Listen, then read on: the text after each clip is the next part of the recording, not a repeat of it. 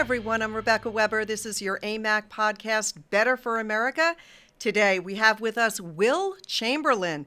Now, Will is a senior counsel at the Internet Accountability Project, whose mission is to lend a conservative voice to the calls against big tech.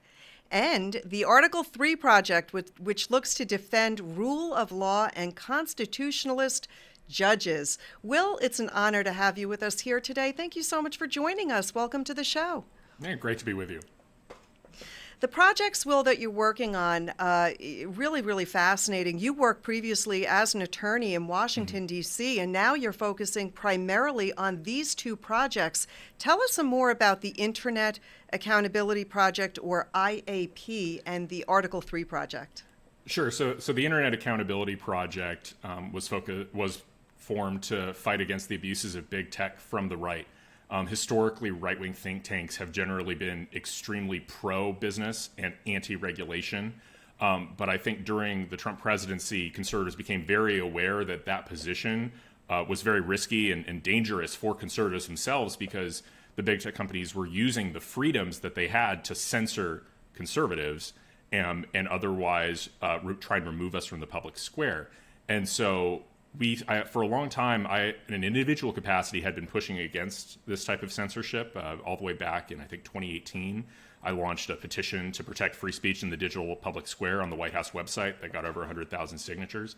And once my colleague, Mike Davis, Chuck Grassley's former aide during the Kavanaugh confirmation fights, once he started IAP, I thought it was a no-brainer to join.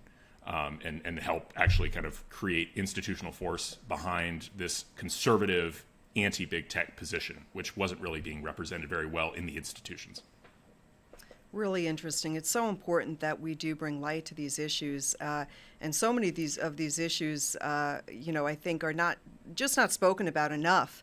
And these projects are doing really good things. I do want to speak with you a little bit about a healthcare merger. This is something that we recently uncovered, and this is an important issue. Some may not be aware that recently the Department of Justice challenged the merger between United Healthcare and Change Healthcare.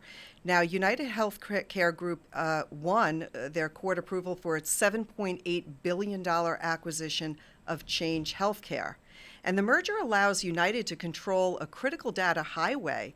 It's a real win for United Healthcare, essentially giving the largest health insurer access to its competitors' data, which could push up healthcare costs. The basic problem here is what you identified, which is this ability of the biggest healthcare insurer in the country to gain access to even more consumer data, which gives it this, even strengthens or potentially creates a monopoly position that it would have vis-a-vis other insurers, whereby it has all this consumer data, and so it's able to more, have unique pricing advantages over other companies and otherwise essentially bully smaller companies into doing business on its terms. Very similar to how Amazon uses its monopoly power in retail to bully small entrepreneurs who use its products to essentially give all their data to Amazon. And one of the things that IAP was fighting against about what Amazon was doing is they would essentially force those small entrepreneurs to use Amazon's distribution system, give Amazon all their data about their products, and if Amazon saw one of their products doing well, they would just mimic it and create a low-cost copy and drive that entrepreneur out of business. So we're worried about a similar dynamic at play with this health insurance merger, which we don't think necessarily should have been approved.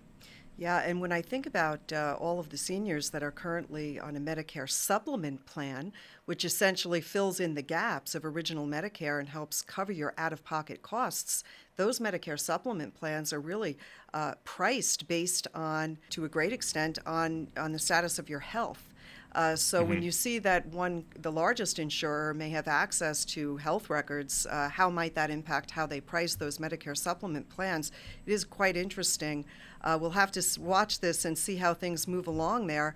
I want to talk a little bit more about big tech and news. In your intro, you sort of explained all of the great work that you're doing. And recently, senators were able to strike a deal on a journalism bill, which appears could add protections for conservative media. It's a bipartisan bill. It's intended to give news organizations bargaining power against big tech. It seems it would include protections for conservative media from online censorship. media outlets would be able to negotiate with Google and Facebook, for example. But my question for you is, if this bill is passed, do you feel that it would help to combat the suppression of conservative news, or will it leave news outlets dependent on the government and maybe undermine the credibility of journalists? So I don't think, the way the bill's constructed, I don't think it will have an effect on censorship one way or the other. There was a potential for a prior version of the bill to make it possible for, in this collective bargaining arrangement, for censorship practices to be negotiated, which would be a big problem for conservatives, because then if there were liberal media outlets leading the collective bargaining efforts, they might have negotiated something that would have hurt the conservative outlets in terms of censorship. So the current bill essentially says that they can do collective bargaining, but they can't do collective bargaining about censorship practices. So it means that the bill doesn't hurt or help censorship. What it does do is it makes it, as you mentioned, allow them to collectively bargain for things like ad rates and how these big tech companies compensate small conservative media outlets. And as someone who actually previously ran a conservative media outlet and has many friends working for conservative media outlets, I can tell you that ad rates are low, and it is extremely hard to make money via that. And a big reason is that Google and Facebook are abusing their monopoly power over advertising in their spheres, Facebook over social media advertising and Google over search advertising, and they're using it to squeeze the publishers who actually go out and create the content that Google and Facebook are making money off of. So this bill, as it's currently constructed, is a good one that would redress some of that balance by allowing these small individual publishers to collectively bargain with Google and Facebook and redress that power imbalance. Yeah, I like that it's a bipartisan bill. Interestingly, though, I just noticed that Rand Paul just pulled out. I don't know if you saw that, but I'm curious, what would be some of the reasons why someone like a Rand Paul would say, this isn't something I can sign on?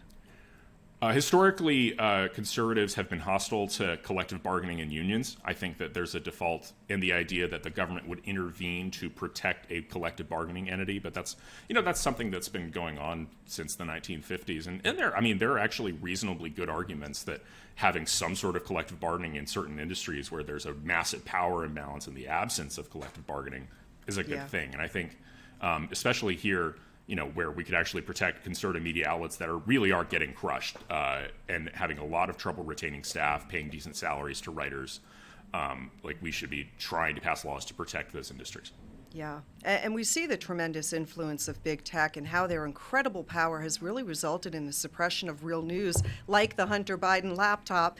And luckily, there are patriots like you, Will, who are speaking out. And I want to mention, too, we're seeing these recent polls that are indicating that Americans are losing confidence in our government institutions. Recently, the FBI whistleblowers exposed detailed plans that indicate that the FBI is prioritizing their political investigations over cases of child sexual abuse. I mean, just think about that. If in fact they are prioritizing political investigations over important things like child sexual abuse, that's concerning, certainly is concerning to our members. How is this going to affect the safety of our country? And is there anything that the Article 3 project is doing to combat this deliberate misuse of power? Well, the funny thing is about the FBI focusing on political investigations over actual criminal investigations is that it's been doing this since the founding of the FBI under J. Edgar Hoover. Attorney generals and presidents, one after the other, tried to get him to focus on enforcing federal law. And instead, he really just wanted to spy on Americans. And I read a great history of the FBI just recently because it's been in the news. And it's fascinating to see the exact same debates we're having now were happening in the 1920s and 1930s when the FBI was investigating radicals rather than enforcing federal law. That said, obviously the prioritization of these political investigations, especially ones that are focused on the prior administration over child sex abuse cases, is clearly appalling. I think Article 3 project, I'm not sure we have an exact proposal for how to just fix the FBI yet. That's a pretty daunting challenge, but certainly it's something we're thinking about. And certainly this has happened before. In the church committee in the aftermath of the Watergate break-ins and also the general investigation of the intelligence community, the FBI was dramatically changed. It went from doing routine black bag jobs, essentially law-breaking, illegal wiretapping, to almost completely getting rid of its counterintelligence function and focusing on federal law enforcement for a period of about 25 years up into the 9/11 attacks. So, there's historical precedent for radical changes in the FBI, and the FBI doing counterintelligence as a law enforcement agency, that's a pretty unique setup that we have in the United States. It largely comes out of J. Edgar Hoover and how he built the institution. Other countries separate those functions. They have a federal police force and they have a counterintelligence agency, and those two are separate, and they don't do the same thing. So we should strongly consider some sort of restructuring of the FBI, I think, in order to ensure that it behaves. Yeah, it does seem that would be a good first step.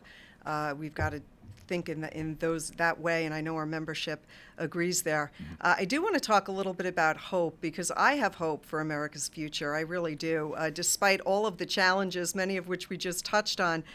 So my last question for you before we let you go is, since we're less than now 40 days away from November 8th, are you hopeful that we will see a red wave? I mean, I absolutely am. I know that many of the polls suggest otherwise, but the polls were dramatically wrong in the last 2 to 3 years. I think there's a pretty systematic polling bias against Republicans, especially in the sort of reshuffling of the coalitions that happened with Donald Trump's election. And so I would expect that, given Joe Biden's terrible approval rating and the general shape of the economy, that we should really expect a red wave. And there are some absolutely great candidates out there who are really good on some of the issues we care about. I can just highlight two right off the bat. Blake Masters in Arizona is excellent, as is J.D. Vance in Ohio. They're both very, very, very intelligent and forward-thinking conservatives who are really looking out to protect conservative users' voices. And so, there are other good candidates out there, and I think it's very important, for example, that Dr. Oz win in Pennsylvania, because John Fetterman is absolutely atrocious. But I'm hopeful that we're gonna come out on top. Well, that's good news, and we are as well here. We're predicting a red wave for sure. Will, this was so nice to have you here with us. I love sitting down with you. Thank you so much for joining us. The Article 3 Project and the IAP are great movements, and they really are spreading awareness against government overreach. They're so vital in our fight for freedom, so thank you for all that you're doing. All right, thank you so much. Thank you. And to all of you out there listening, thank you for tuning in today. And by the way, if you're not getting your political news from AMAC, you won't be informed about American politics. You can go ahead and track breaking news and more, like this podcast, by downloading our AMAC News app. Don't forget to hit that subscribe button, follow, like, and share wherever you are on social media. Until next time, I'm Rebecca Weber. This is your podcast, Better for America. Thank you for being here. God bless you. Have a great day, everyone.